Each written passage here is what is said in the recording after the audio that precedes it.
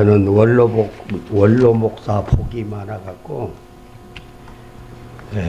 천은교회 원로 목사만 아니라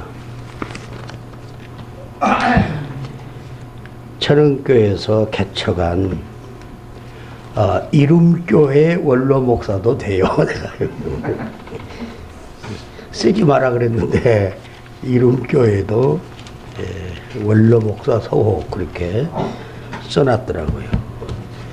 그것도 보니까 담임 목사 앞에서 써놨어. 그래서 이거 안 쓰면 더 좋고 쓰려면은 담임 목사를 앞에 쓰고 원로 목사는 뒤에 써라. 그런 얘기를 했습니다. 네. 오늘 또 이렇게 예배 드리기 위해서 일찍이 오셔서 찬양으로 준비하고 기도로 준비하고 찬양을 기도를 드리면서 이렇게 예배자로 부름을 받은 여러분들은 축복받은 사람인 줄로 믿습니다. 아멘. 요즘 가을이 돼서 산에 가면 밤이 새빨갛게 떨어져 있고 도토리도 많이 떨어져 있어요. 그거 주우러 다닌 사람들이 많아요.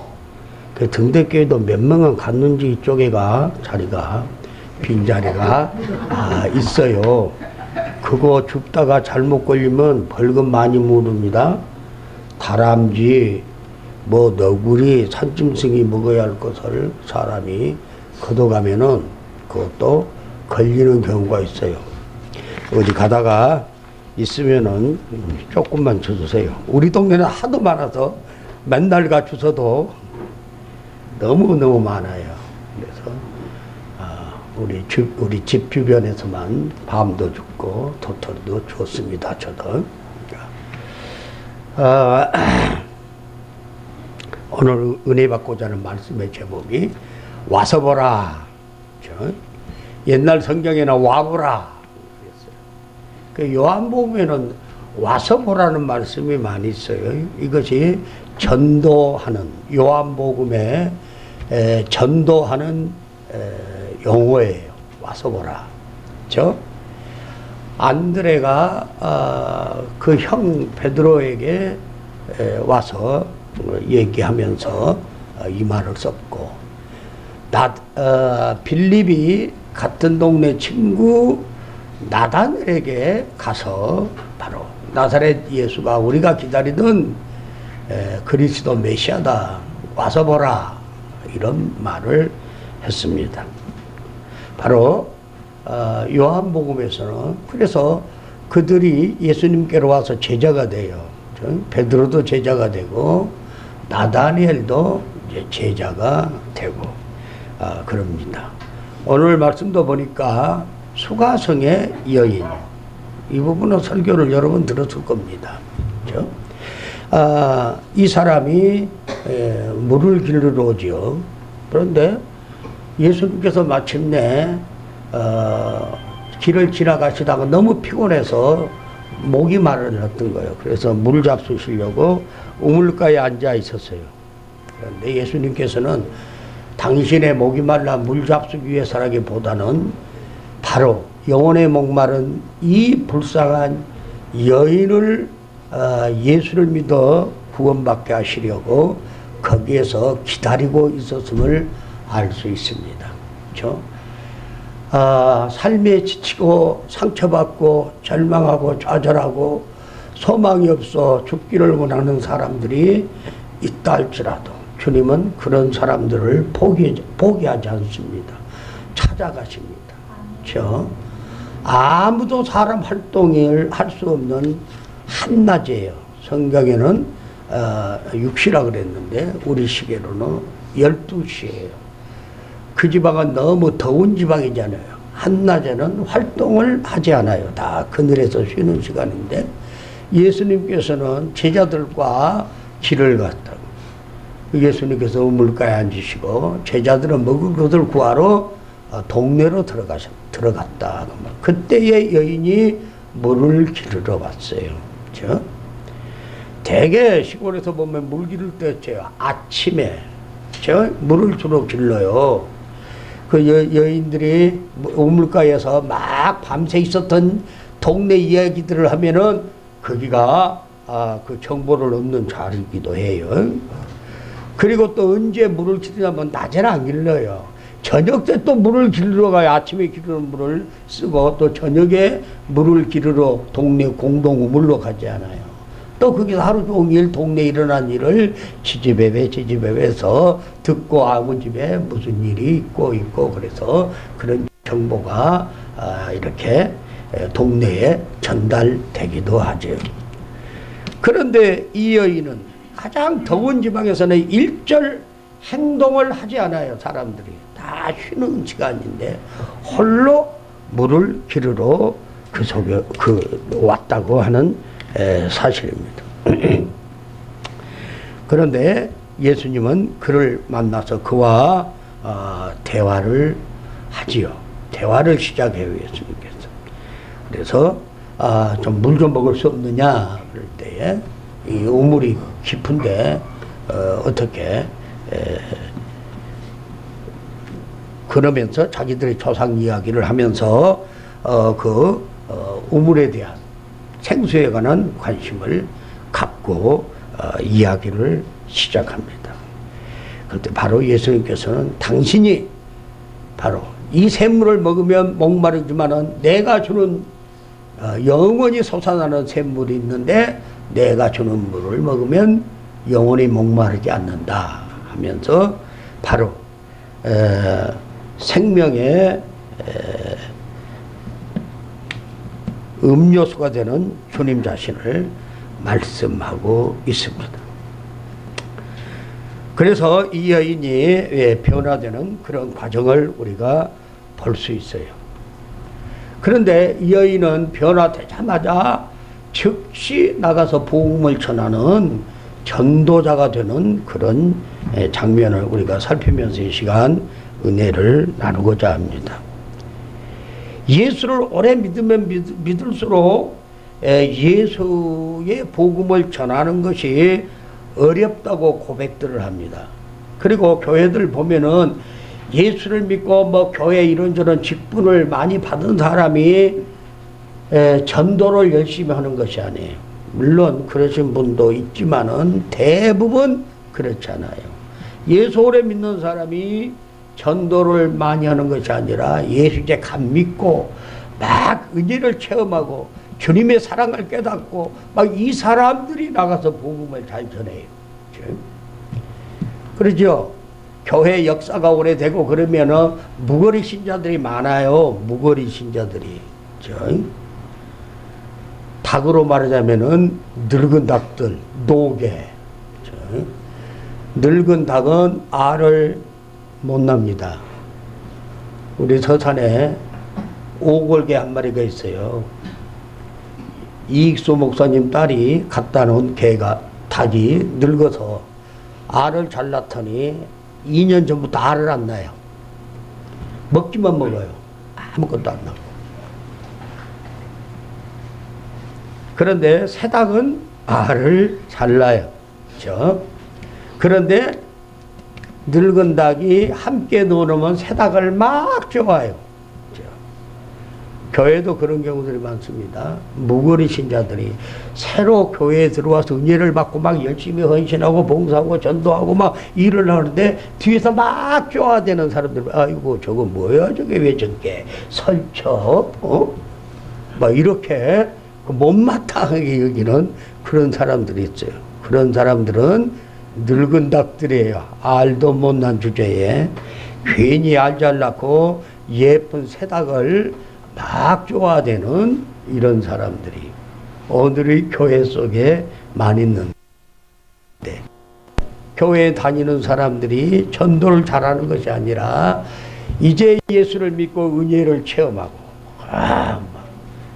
예수님을 사랑을 깨닫고 이런 사람들이 거듭나고 변화되어서 이제 복음을 전하지 않고는 나를 이렇게 변화시켜 주시고 나를 이렇게 참 마음을 육신을 치료해 주신 내 영혼을 거듭나게 하신 주님을 자랑하지 않고는 견딜 수가 없다 그 말이야. 전도하세요. 좀 전도 좀 해요. 이래서 전도하는 거 아니에요. 그렇죠? 나를 새롭게, 나를 변화시켜 주시고, 나를 거듭나게 하시고, 내 마음속에 염려와 근심만 가득했던 내 마음속에 이걸 다 뽑아내고 평안으로 채워주시고, 시기와 질투와 미움만 내 마음속에 가득했는데 이것들을 다 뽑아내시고 누구든지 사랑할 수 있는 사랑으로 채워주신 그 주님을 만났다 그 말이에요. 그렇기 때문에 견딜 수가 없어요. 그렇죠? 그래서 만나는 사람에게 예수 믿으라 그러는 것이고, 한번 우리 교회에 와서 보라고 이렇게 복음을 전하게 되는 것이죠. 그렇죠? 여러분들도 등대교회 오기 전에는 맨날 골목에서 술 먹고 고래고래 소리 지르고 기분 나쁘면 싸우고 지나간 사람하고 왜 째려봐 그리고 시비 걸고 막 이런 사람들이 많이 있었을 거예요. 그렇지만 예수를 믿고 여러분들이 이제는 얌전하게 하나님의 복된 자녀들 되어서 예배자라고 이렇게 예배드리는 모습, 이것이 와서 보아야 될 일이지 않아요. 때문에 이런 하기까지는 이 소가성 여인처럼 이렇게 변하여 새 사람이 되기까지는 과정이 있어요. 그렇죠? 바로 회개의 아픔을 통해 거듭나게 되고 새 사람이 되는 겁니다. 그리고 나를 이렇게 변화시켜 새 사람으로 만들어주신 그 주님을 위해서 내가 무엇을 해야 할까? 주께서 교회의 주인이 되시고 머리 되신 이 교회에서 내가 그 주님을 위해서 무엇을 할까? 바로 이런 사명감에 불타게 되는 거예요. 그렇죠? 예수님께서는 이런 대화를 하시다가 말고 16절, 오늘 본문 아닙니다만 그 16절 그냥 보세요. 성경에 내 남편을 데려오라 그래요. 이 대화를 하시다가 이렇게 막 생태에 관한 얘기를 하고 내가 원하는 영원한 샘물이다 이렇게 말씀을 하시다가 느닷없이 내 남편을 데려오라 이렇게 여인에게 말하는 거예요. 길을 가시다 지친 주님 우물가에 앉아 한 여인의 인생의 상처에 외과 의사처럼 예리한 칼을 들이대는 거예요.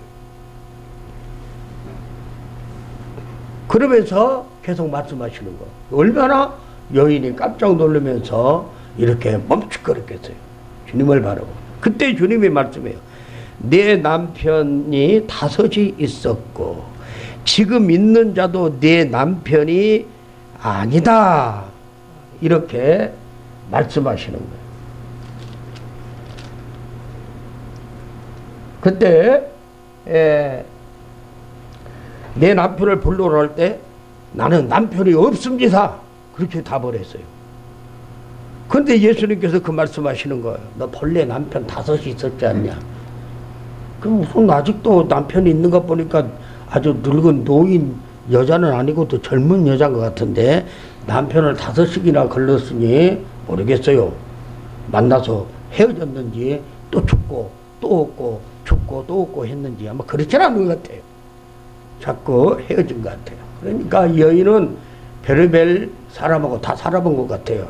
돈 많은 사람하고도 살아보고 인기가 좋은 명예 있는 사람도 살아보고 또 권력을 가진 떵떵거리는 사람하고도 살아보고 그 다음에 아주 막 기생오라비처럼 멋지고 막 그런 남자하고도 살아보고 아마 그러니까 5이나 걸렀지 않았나 그런 생각도. 지금 어떤 사람하고 이거 이런 저런 다 필요 없더라. 나만 위해주면 된다. 그런 사람하고 지금 살고 있는. 근데 이것도 내 남편이 아니라 그랬어요. 나는 남편이 없습니다. 주님의 질문에 이 여인은 솔직하게 자기를 인정하고 말한 거예요. 그런 사람들하고 수없이 많이 살았지만 그 사람은 남편이 아닙니다. 지금 살고 있는 사람도 아니고 그냥 오다가다 만났는지 그런 관계입니다. 남편이 없습니다. 이런데도 네 말이 참되다 그랬어요. 주님 앞에서 우리의 허물과 죄가 드러날 때는 솔직하게 인정을 해야 돼요. 회개도 그렇습니다. 솔직하게. 내가 무엇을 잘못했는가를 깨달아야 돼요, 먼저. 그리고 그 죄를 회개할 때 낱낱이 고백해야 돼요. 언젠가도 얘기했잖아요. 경찰서에 가서 요즘에는 뭐라 그럽니까? 파출소라 그럽니까? 뭐라 그럽니까? 예? 지구대. 이름이들 바뀌어도 몰라. 예? 지구대에 가서 뭘 잘못했어요, 지금. 조서를 꾸밀 때 어떻게 해요? 하나하나 정확하게 진술을 하잖아요. 육가원칙에 의해서. 그와 같이 우리가 하나님 앞에 나의 허물과 잘못이 있으면 그렇게 죄를 고백해야 돼요. 그 다음에 어떻게 하겠습니까? 그 죄를 내가 왜 이런 잘못을 저지르고 오늘 이 부끄러운 일을 당하는가 슬퍼해야지요. 부끄러워해야죠. 그 다음에 어떻게 해야 되겠어요? 내가 두 번 다시 이런 짓을 안 하고 살리라. 마음을 단단히 각오하고 행동으로 실천해야지요. 금방 잘못해놓고 또 슬퍼하고 또 잘못을 저지르고 이걸 반복하게 되면은 이걸 회개가 아니란 말이에요. 우리는 넘어지는 수도 있지만은 그러나 진실하게 자기의 허물과 잘못을 고백한 사람은 그런 일을 똑같은 일을 반복적으로 할 수 없는 거란 말이에요. 그게 그것도 위대하신 살아계신 하나님 앞에서 이렇게 진술을 해놓고 모르겠어요. 그냥 아랫사람하고 그런 말을 친구하고 그런 관계에서는 그럴런지 모르지만은 위대하신 하나님 앞에서 자기의 잘못을 탕자처럼 회개해야 돼요. 내가 왜 아버지의 말을 듣지 않고 이렇게 이 타국에 와서 멋지게 한번 살아보겠다고 성공해보겠다고 했다가 있는 거 다 털어먹고 내가 왜 이 꼴이 되었는고 나는 이제 배고파 죽게 생겼구나. 그래도 아버지 집을 생각하잖아요. 우리 아버지 집이 얼마나 부자냐, 얼마나 많은 사람이 와서 일하고 품삯을 받아다가 잘 먹고 사냐. 그렇죠? 내 아버지 집으로 돌아가야 되겠다. 그러고 일어서지 않아요. 그것이 회개인 줄로 믿습니다. 잘못된 자리에서 일어서는 거예요. 그리고 잘못을 등지고 이제는 잘하기 위해서 회개예요. 이 여인은 내 남편을 데려라 합니다. 내 남편이 없습니다. 사실대로 고백한 거예요. 그런데 이 여인에게는 이 아픔이 너무 큰 고통이에요. 그렇죠? 도덕 윤리적으로 그를 사람으로 취급한 사람이 하나도 없잖아요. 온 동네가 그를 향하여 손가락질하고 쑥덕거리고 삐죽거리고 그랬을 거예요. 그러니까 사람이 싫으니까 다른 사람들이 다 쉬고 뜨거운 한낮에 홀로 물을 기르러 온단 말이에요. 그게 그 자리에서 주님을 만나요. 그가 주님을 만나러 온 것이 아니에요. 그는 물 기르러 왔지만 주님은 그 여인을 만나러 그 뜨거운 한낮에 길을 가다 말고 거기서 기다리고 있는 거예요. 이것이 우리 주님의 사랑이에요. 주님 오늘 또 등대교회에 오셔서 이렇게 인생의 삶에 지치고 절망과 자살 속에 헤매고 인생을 포기하고 싶은 여러분들을 만나 주셔서 여러분들은 주님의 제자가 주님의 가족이 되어 이 자리에 앉아 있습니다. 그러나 우리 주님은 오늘 또 만나고 싶은 이 동네에 수많은 사람들이 많아요. 그들을 어떻게 해야 되겠는가? 그들을 바로 이 여인처럼 말하자면 가장 아픔의 과정을 통해서 예수님을 진실로 만나는 이 여인을 우리가 볼 수 있습니다. 회개하는 자를 주님은 온전케 하십니다. 깨끗게 하십니다. 새롭게 하십니다. 그리고 그의 삶을 통해서 주 예수 그리스도가 바로 이 여인과 같이 여전히 세상에서 살고 있는 불쌍한 그들에게 나가서 이 복음이 전하여지도록 온전히 새롭게 하시는 놀라운 역사를 일으키시는 분이 주님이십니다. 회개시켜 변화된 삶을 살게 하세요. 모든 죄의 질병을 주님께 이제는 맡기십시오. 그러면 이 여인처럼 주님께서는 아픔이 있지만 회개의 과정은 아픔이 있는 거예요. 내가 잘못해서 내가 세상 유혹 속에 빠져서 오늘 이렇게 비참한 인생의 막장까지 온 내가 무슨 소망입니까? 주님을 바라보고 지금까지 살아온 자기의 잘못된 인생을 다 고백하면 주께서 알았다. 이제는 일어서라. 주께서 온전케 새롭게 변화시켜서 주님의 도움으로 사용하시는 줄로 믿습니다. 여러분들도 그렇게 하시기 위해서 주께서 불러서 이 자리에 앉아있고 지금 주님 나라를 위해서 귀하게 쓰임받고 있는 줄로 믿습니다. 깨끗하게 고쳐 새 인생을 살도록 축복하시는 주님이세요. 얘기 하나 할까요? 숙대 숙명여자대학을 설립하여서 총장까지 된 김숙재 총장 이야기를 하려고 합니다. 이 사람은 충청남도 예산 출신인데 17세에 좋은 집안에서 좋은 집안으로 시집을 갔어요. 17살에. 그런데 그만 2년 동안 19세에 과부가 돼버렸네. 애기 하나도 못 낳고. 그래서 이제는 하루하루를 이렇게 사는데 온 동네 사람들이 그러는 거예요. 저 불쌍한 걸 어떻게, 저 고운 저 색시를 어떻게 치근하게 여기고 불쌍히 여기는 그 말을 하는 거예요. 내가 언제까지 서방도 없고 아들 딸도 없는 이런 가운데 내가 언제까지 저런 소리를 듣고 살아야 되겠느냐. 에라, 우리가 그 어느 날은 겨울 앞에서 그냥 자기의 긴 머리를 싹 그리고 서울행 기차를 타버린 거예요. 그리고 서울에 와서 식당 일 어디 가서 막 일을 하는데 몸이 부서지게 죽어라고 일하는 거예요. 너무너무 일을 착하게 열심히 하니까 어떤 사람이 아주 부잣집으로 가정부로 소개를 했어요.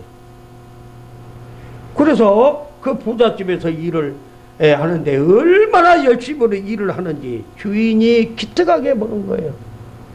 그래서 무엇인가 얘의 어떤 소원을 듣고 싶은 거예요. 야, 네가 꼭 하고 싶은 일이 뭐 있느냐. 어느 날 물어보니까는 제게 두 가지가 있습니다. 하나는 내가 좀 늦었지만은 이제부터서라도 공부하기를 원합니다. 두 번째는 꼭 교회를 나가게 해 주십시오. 이렇게 소원을 했어요. 그러니까 이 마음 착한 주인이 그래, 그러면 그렇게 해라 해서 숙명여고 야간부를 다녔다는 거죠. 당시에 숙명여학교겠지요. 당시에는 여학교 야간부를 다녔죠. 얼마나 그냥 학교 가기 위해서 낮에 일을 하는지 하루 종일 이런 것보다 배도 더 하는 거예요. 일을 막. 그리고 학교 가서 막 얼마나 공부를 열심히 했는지 장학생이 됐어요. 그러니까 학교에서 일본으로, 그때 이제 일제시대니까요. 일본으로 유학을 학교가 시키는 거예요. 좋은 주인 만나서 공부하게 됐죠. 열심히 해서 학교가 장학생을 만들고 장학생이 됐어요. 그래서 일본 유학을 보내지 막. 그러니 얼마나 하나님 앞에 감사하고 기도하고 그렇게 신앙생활을 잘 했겠어요. 그래서 일본 유학을 마치고 오니까 당시에 조선총독부가 장학사로 글을 세웠어요. 그리고 해방이 됐어요. 그래서 그때에 숙명여자대학교를 설립하는 거예요. 이 김숙재 여사가요. 그래서 숙명여대를 설립을 해서 학장이 되고 총장까지 하고 1961년에 세상을 떠났더라고요. 몇 살인가 나 시어보진 않았어요. 그러면서 그분이 항상 제자들이 가르칠 때 그래요. 인생을 바꾸려면 환경을 다스려라. 환경을 다스려라. 인생을 바꾸려면 환경을 다스려라. 예수를 믿는 사람들은 어떤 환경에서 신앙으로 극복하고 이겨낼 수 있는 거예요. 그 어려움들을 가만히 누워서 내 입에 감홍수가 떨어지기를 바라는 것이 아니란 말이에요. 힘으로 일하는. 우리 권태권 환경을 이기십시오. 예수 이름으로 하나님께서 놀라운 일을 행하실 줄로 믿습니다. 진영학교에 다니시는 분, 손 한번 들어보세요. 또요. 왜? 열심히 다니십시오. 열심히 공부하십시오. 늦었을지라도 하나님의 그곳에는 뜻이 있는 줄로 압니다. 누가 합니까? 등대대학을 설립하는지 여러분들이.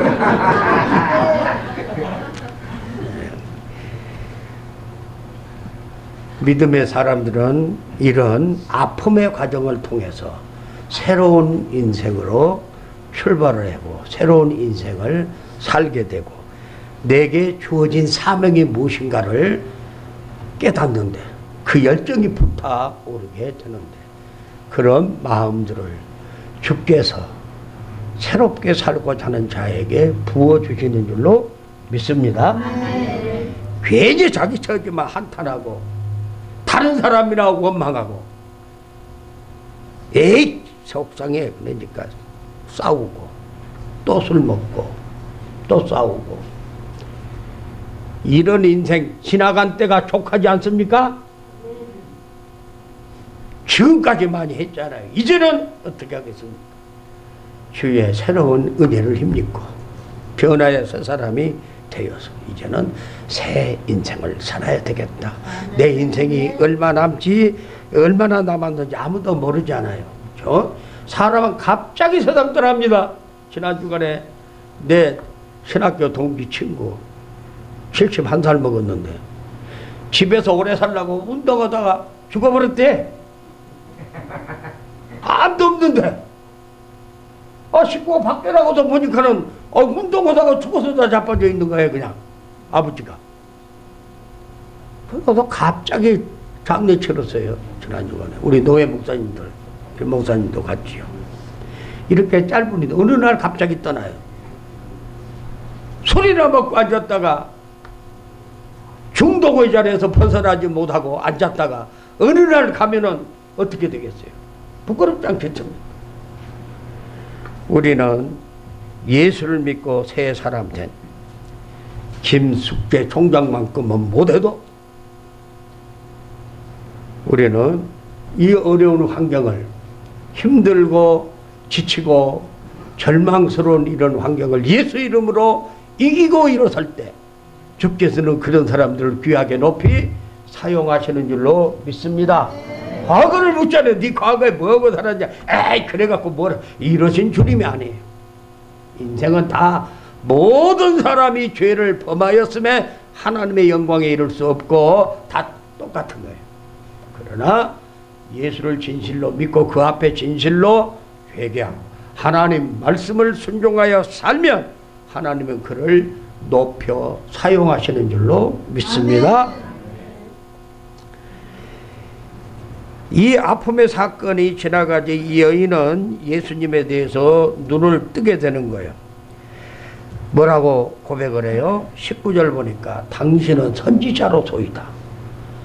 어쩌면 내가 살아온 이 모든 걸 누구에게도 내가 고백하지 않았는데 어떻게 당신이 나를 손바닥 들여다보지 다 알고 있습니까? 당신은 선지자십니다.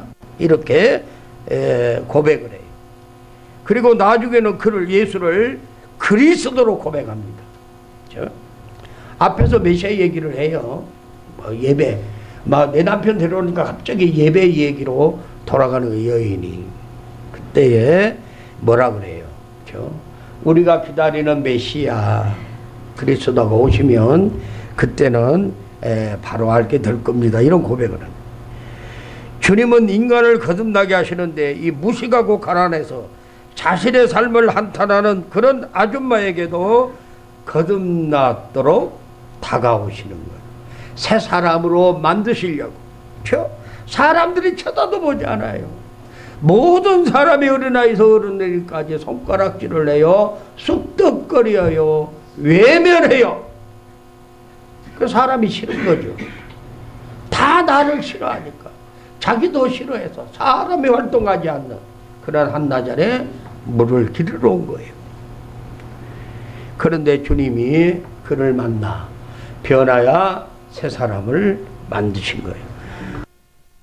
그 주님은 우리에게 영원토록 목마르지 않는 영생의 샘물이 되시고 생명의 떡이 되십니다.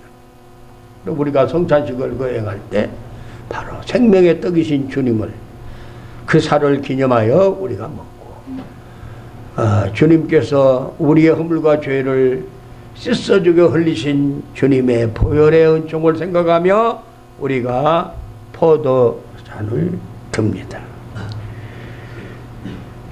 주님을 만나는 사람은 결국 주님의 사랑에 못 이겨 거듭나고 새 사람이 됩니다. 그분의 사랑과 능력에 우리의 전부를 맡기면 우리 모두를 새롭게 변화시켜 복음 전파의 사명자로 만드시는 분이 주님이세요. 새 사람으로 변화된 이 여인은 즉각적으로 증인의 사명을 시작합니다. 이 여인은 예수를 만난 후 물동이를 버려두고 지금 뭐 들어왔어요? 이 사람이 물 마시려고 물 길르러 왔어요. 물 길를 유일한 도구가 물동인데 예수님을 만나고 그 자리에서 변화되고 새 사람이 되는 거예요. 그러면서 물동이를 내버려두고 어디로 갑니까? 마을을 향해 달려가요. 모든 사람이 그를 싫어한 줄 알면서도 마을을 향해 달려가요. 먼 길 물길로 왔다가 물동이를 버려두고 간 것입니다. 이는 보다 더 중요한 것을 위해서 덜 중요한 것을 버리는 결단이에요. 그녀는 물보다는 전도가 더 중요하다는 지혜를 깨달은 거예요. 진리의 역동적인 힘에 의해서 자신의 생활 전부를 투자한 것입니다. 마치 어느 농부가 마태복음 한번 읽어봅시다. 마태복음 13장 44절 시작. 천국은 마치 밭에 주인 보아와 같이 사람이 이를 발견 후 숨겨두고 기뻐 돌아가서 자기의 소유를 다 팔아 그 밭을 사느니라. 어느 농부가 나무집 일을 갔어요.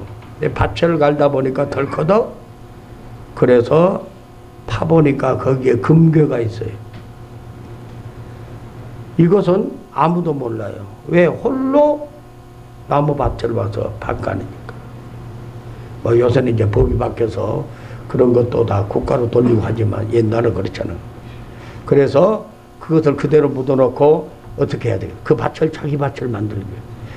그 자기의 모든 살림살을 다 팔아서 그 밭을 샀다 그 말입니다. 그렇죠? 마치 밭을 사기 위해 모든 소유를 팔았던 이 장사꾼처럼 이 농부처럼 이 마음이 바로 예수를 믿는 사람의 마음이야. 너무 중요한 것이 있기에 다 버릴 수 있는 것이. 우리는 영생을 알기에 십자가를 지는 일이 어렵지 않지. 어떤 고난의 역경도 우리는 극복하면서 천국을 향해 가는 것입니다. 이런 사람들의 소유가 천국이 되는 거예요. 더 소중한 가치관을 가지게 되면 덜 소중한 것을 자연히 버리게 되는 거예요. 내가 이 말씀을 좀 올리라 그러려고 그랬는데 깜빡했어요. 빌립보 3장 7절로 8절까지 우리 성경 있는 사람들은 그냥 한번 찾아봐요. 빌립보 3장 7절로 8절. 먼저 올라왔습니까? 빠르네요. 시작. 그러나 무엇인지 내게 유익하던 것을 내가 그리스도를 위하여 다 해로 여길 뿐더러 또한 모든 것을 해로 여기면 매주 그리스도 예수를 아는 지식이 가장 고상하기 때문이라. 내가 그를 위하여 모든 것을 잃어버리고 배설물로 여기면 그리스도를 얻고. 사도 바울은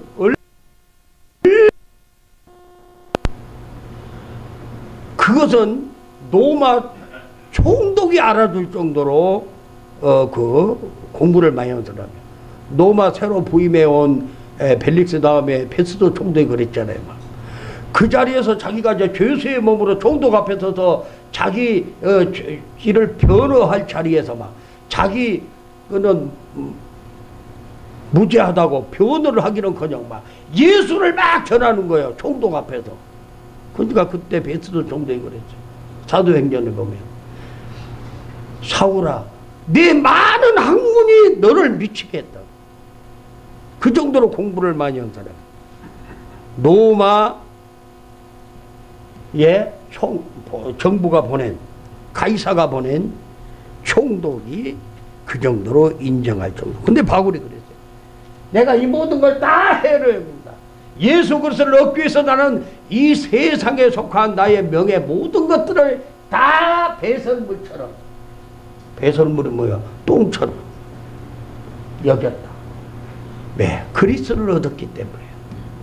그리스도를 온전히 얻기 위해서 이 모든 걸 나는 다 버렸다. 이렇게 말한 것입니다. 보다 더 소중한 것을 얻기 위해서 이 모든 것들을 배설물처럼 세상 것을 버렸다. 바로 여인도 그런 거예요. 물동이를 버려두고 물 짓는 거 잊어버리고 이제는 예수를 전하기 위해서 마을로 뛰어들어가요. 그런데 이 여인이 깜빡 잊은 것이 있는 것 같아요. 그 여인은 도덕적인 문제 때문에 윤리적인 문제 때문에 그 마을에서 버림받은 여인이잖아요. 사람들이 자기에게 대해서 하도 말이 많아서 그들과 같이 있는 걸 꺼려서 한낮에 물길로 온 자신인데, 그런데 이제는 아니에요. 그것도 잊어버린 거예요. 내가 예수를 구주로 믿게 되면은 믿는 순간부터 부끄러운 과거와 나는 상관이 없어지는 것. 이것이 회개한 거듭난 성도의 모습이에요.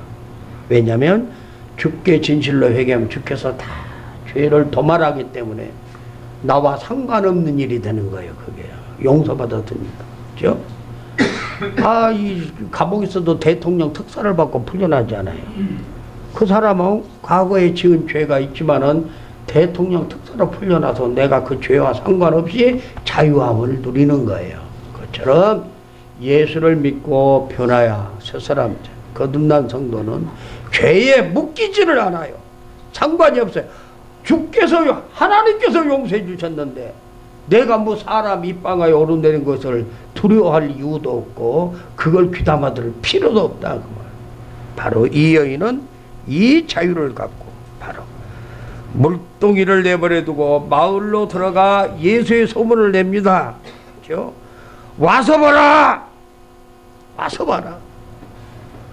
나에 대해서, 나의 과거에 대해서 낱낱이 얘기해준 그분을 와서 좀 봐라. 그분이 그 예수가 우리가 기다리는 그리스도 메시아가 아니겠느냐? 이렇게 외치는 거예요.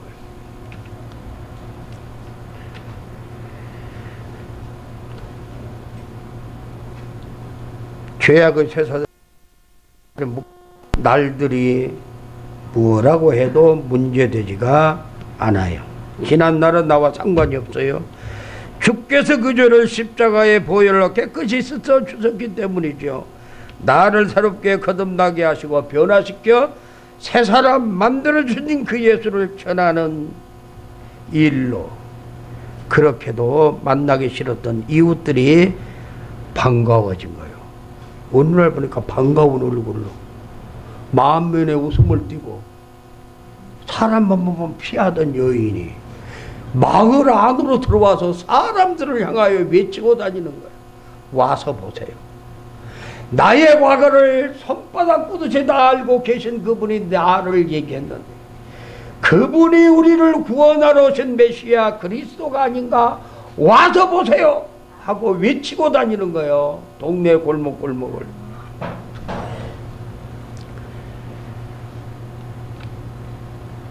이 집 저 집을 찾아다녔던 것입니다. 얼마나 참 멋진 일이에요. 우리가 전도하는 법이 그렇게 어려운 거 아니에요. 와서 보세요. 와보세요. 요한복음 1장 39절 한번 읽어볼까요? 요한복음 1장 39절 요한복음 1장 39절 시작.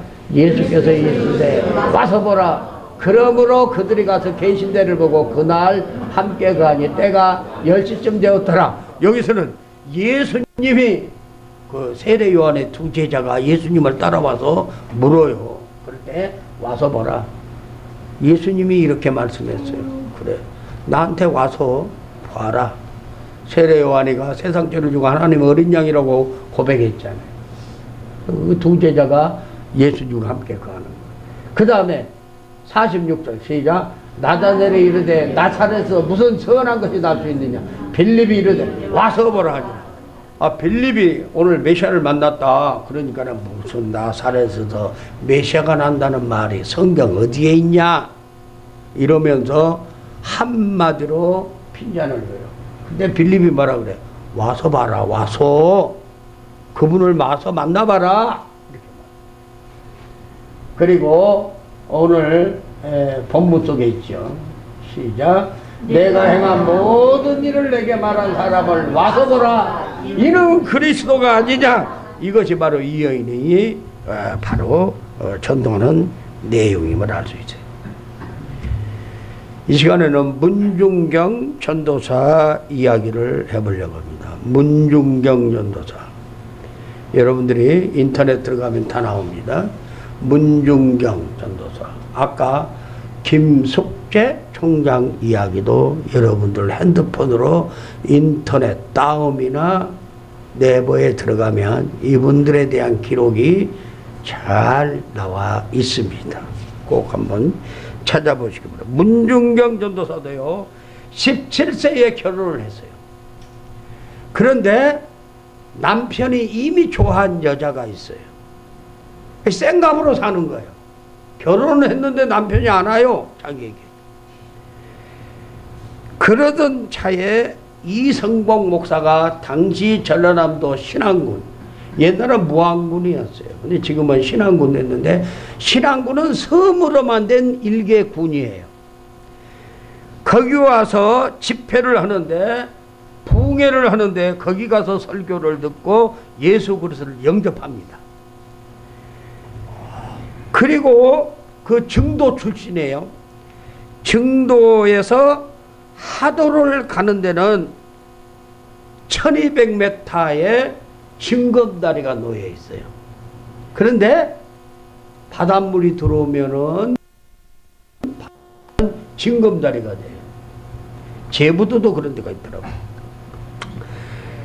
그런데 여기에서 예수를 믿고 화도를 다니면서 복음을 전하기 시작한 거예요.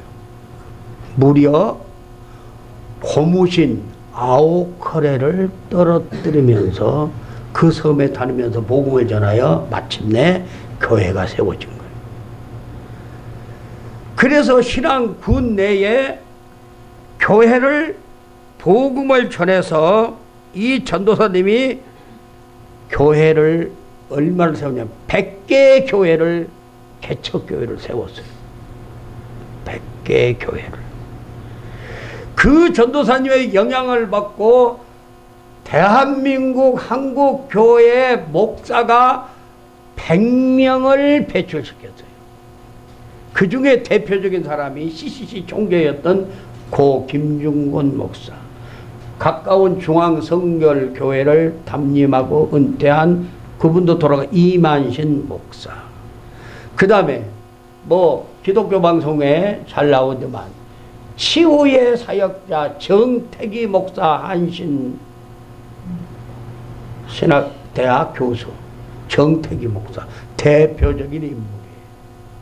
이분이 바로 문중경 전도사님을 통해서 전도를 받고 목사가 되어 한국 교회를 이름 석자만 하면 다 알 수 있는 그런 분들이 배출시켰어요.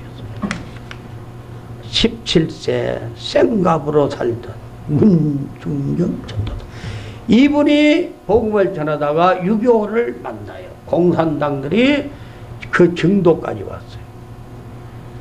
그래서 그들이 일천 상륙작전으로 갇히니까 물러가면서 문중경 전도사를 비롯하여 수많은 성도들을 해변가에 갖다 놓고 총살을 시키고 도망을 갔어요. 일주일 동안인가 시신을 못 처리하거든. 수많은 피를 흘리고 있는 피를 다 모래사장에 쏟고 죽었죠. 그 뒤에 1년 지나서 시신을 장례를 치렀다고 그래요. 영식으로. 그리고 나서 그 흘린 피, 그 모래 속에 수많은 그 흘린 피를, 그 전도사님 흘린 피, 모래를 퍼다가 교회를 졌어요. 성도들이. 지금도 기념관이 되어 있는데 그 건물이 그대로 있다고 합니다.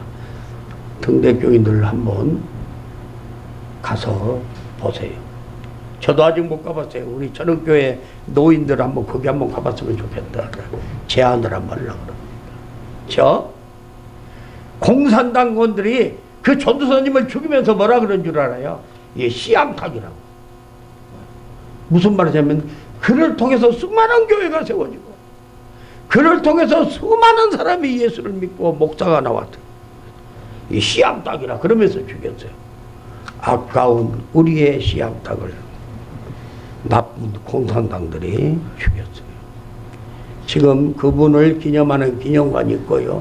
증도에 많은 것이 있는 줄로 압니다. 시간 되면 한 분들 가서 봐 은혜 받았으면 좋겠어요. 증인은 바로 증언해야 돼요. 벌써 끝나야 되는데 나 이렇게 길 줄 알았어요. 내가 그녀가 동네에 들어가 정한 것이 뭡니까? 내가 행한 모든 일을 내게 말한 사람을 와서 보라. 그리스도가 아니냐. 29절에 다시 말해 나를 밝히 알아주는 그분을 와서 보라는 말이에요. 나를 알아주고 나를 새로운 사람으로 고쳐준 분 때문에 기쁨으로 그분을 자랑스럽게 지금 이 여인이 전하고 있는 거예요. 와서 보라고 외치는 거예요. 기독교는 와서 보는 종교예요. 전하면 되는 거예요. 어렵게 복음 전할 것이 아니에요. 이어서 그녀는 그분이 우리 모두가 기다리고 있는 메시아 그리스도라고 전하는 거예요.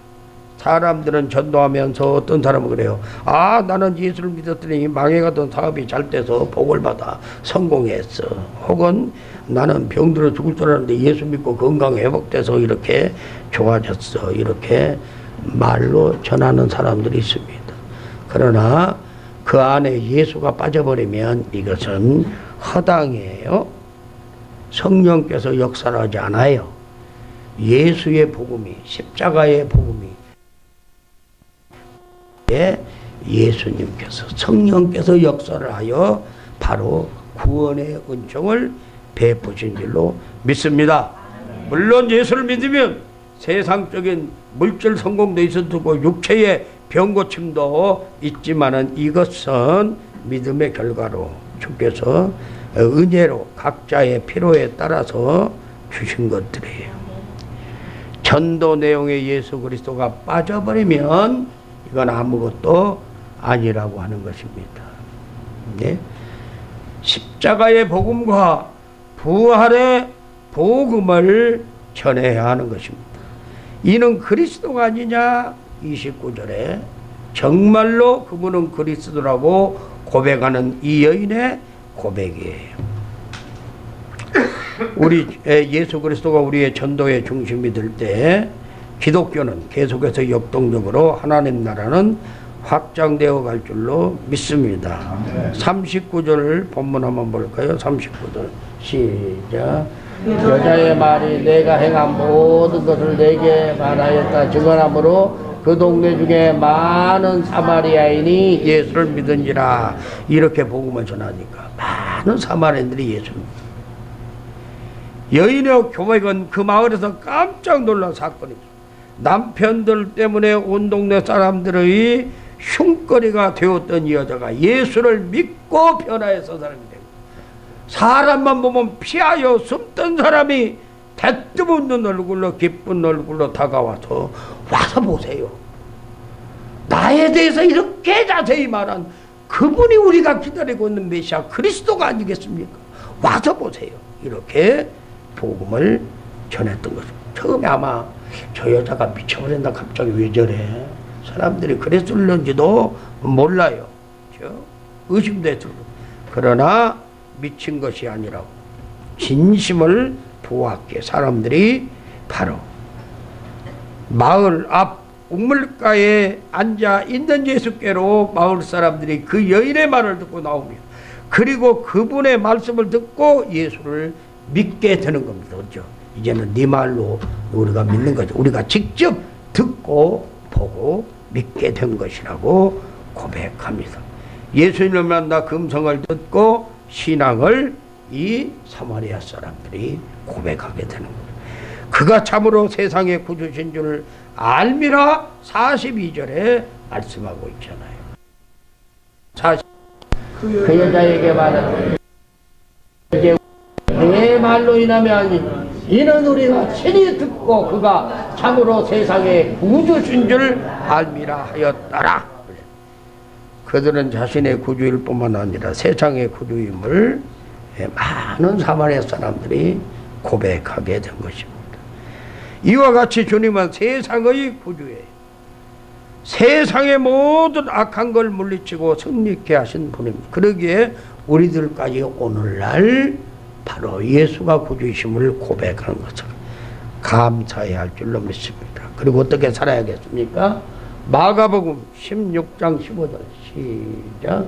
또 이르시되 너희는 온 천하에 다니며 만민에게 복음을 전파하라. 디모데후서 4장 2절 너는 말씀을 전파하라. 때를 얻든지 못 얻든지 항상 힘쓰라. 범사에 오래 참음과 가르침으로 경책하며 경계하며 권하라. 아멘. 예수를 믿고 거듭나고 변화된 자는 그만한 기쁨이 품어져 나와야 합니다. 기쁨이 샘솟도돼야 돼요. 항상 기뻐하라 할 말씀이 바로 우리에게 이렇게 주신 겁니다. 기쁨은 끝없이 뭐 기분 좋으면 좀 기쁘고, 조금 누가 나한테 섭섭한 사람은 기쁨이 싹 없어지고, 이것은 거듭난 자의, 예수를 믿고 거듭난 자의 기쁨이 아니에요. 자기 기분에 따라서 이랬다 저랬다 하는 건 물동이를 버려두고 마을을 향해 달리는 믿음이 우리에게 거듭 우리 마음속에 불같이 일어나야 정상적인 사명감에 불타는 그리스도인인 줄로 믿습니다. 이 여인처럼 이 복음을 힘있게 전하며 살아오는 성도님들 다 되시기 바랍니다. 이 시간 우리 다 함께 잠깐 기도하겠는데, 주님 이 여인처럼 기도하게 해주세요. 이 여인처럼 복음을 전하게 해주세요. 그렇게 우리 기도합시다. 우리가 지난 간때가 족합니다. 우리가 절망과 좌절 속에 죄악 속에 헤맸던 것이, 이제는 사마리아 수가성 여인이 예수를 만나 변화해서 사람 돼요. 와서 보라고 이 복음을 전하자는 견딜 수 없는 이러한 전도자로 세워달라고 다 같이 주여 한번 부르고 기도하겠습니다. 주여!